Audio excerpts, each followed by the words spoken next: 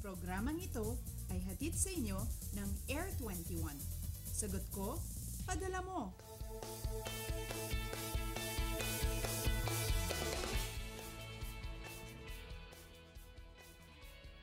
Magandang umaga, Pilipinas. Kamusta naman po ang inyong bakasyon? Nako, para sa mga nagsipuntahan sa mga probinsya, handa na ba kayong umuwi ngayong araw? Para naman po sa mga in-enjoy ang Holy Week sa inyong mga tahanan, gising na po at maghanda para sa pagsimba ngayong Sunday. Mula sa Pag-asa Weather and Flood Forecasting Center, kasama po ang inyong weather girl April Enerio ngayong Easter Sunday, April 5, 2015. Tinatawag ring linggo ng pagkabuhay ang araw na ito pagkat muling nabuhay ang anak ng Diyos na si Jesucristo. Sa ating verse 4 today, "For God so loved the world that He gave His only Son, that whoever believes in Him shall not perish but have eternal life." So that's from John chapter 3 verse 16. Para sa mga babiyahe ngayong araw pauwi mula sa bakasyon, narito po ang ilang mga road safety tips mula sa Panahon TV. Tiyak na marami ang babiyahe kaya mas mainam na umalis na maaga para makaiwas sa sobrang traffic sa kalsada. Dalhin ang mga importanteng dokumento tulad ng inyong driver's license, vehicle registration at insurance certificate. I-check rin na parating nakasarado na maayos ang mga pintuan at nakalock para sa kaligtasan ng inyong mga batang kasama. Iwasan rin po ang paggamit ng mobile phones habang nagmamaneho. At syempre, iwasan ang pagdidrive kung kayo ay nakainom ng alkohol o inaantok. Simple mga bagay na dapat ninyong malaman at gawin na maging ligtas ang inyong pagbiyahe ngayong Semana Santa. Samantalang ngayon, i-check naman po natin ang ating weekly weather recap. Simulan po natin itong Lunes, no? Ridge of high pressure area po ang nakaapekto sa ating bansa. So good weather condition naman ang naranasan ng buong Pilipinas. Martes, binatayan na po natin ang papalapit na si Typhoon Maisak o Bagyong Chedeng hanggang Wednesday. At finally, pumasok na po yan ang ating area of responsibility by Thursday. Binantayan po natin yan hanggang kahapon hanggang sa humina po ito sa tropical storm category. So yan po yung ating weekly weather recap sa huling araw at mga unang araw ng Abril. Ngayon mga kababayan, dagdag impormasyon naman po tayo ukol sa pagbabaha.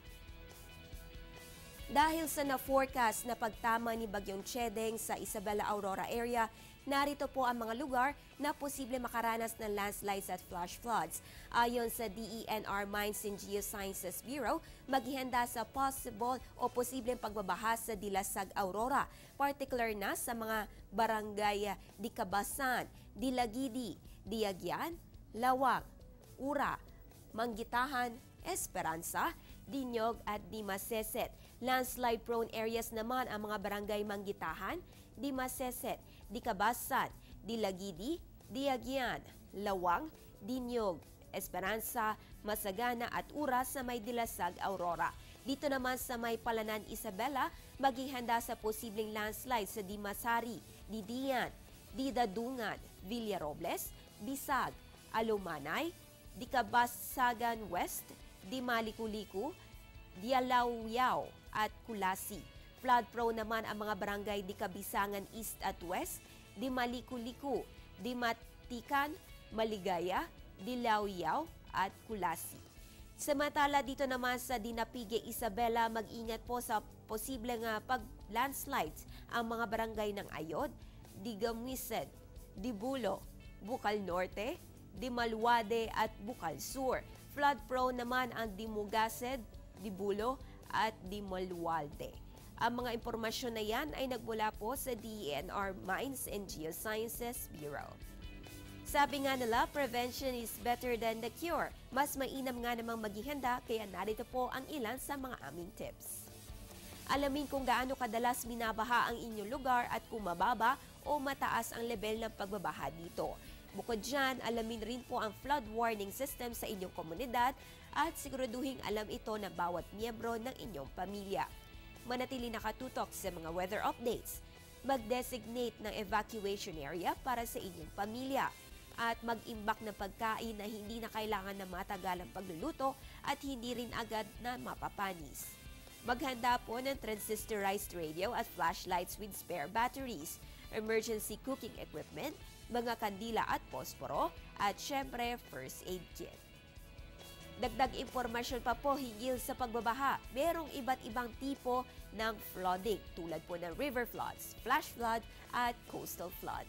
Nangyayari po ang river flood kapag umapaw na ang tubig mula sa ilog. Ang tendency nito, mababaha po ang malapit na mababang lugar o yung tinatawag na floodplain. Ang flash flood naman ay nangyayari mula sa panandalian ngunit sobrang mabibigat na pag-uulan sa isang mountainous o hilly area.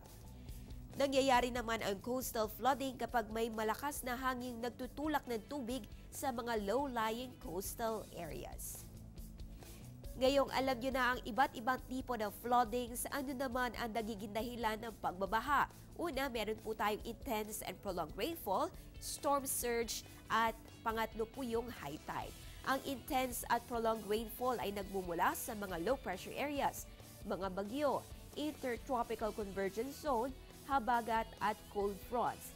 Ang storm surge naman ay ang abnormal na pagtaas ng tubig mula sa karagatan dulot ng isang bagyo. Posible rin magdala ng pagbabaha sa mga coastal areas ang high tide. So mga paunang impormasyon pa lamang yan, marami pa kaming ihatid makalipas lamang ang ilang paalala.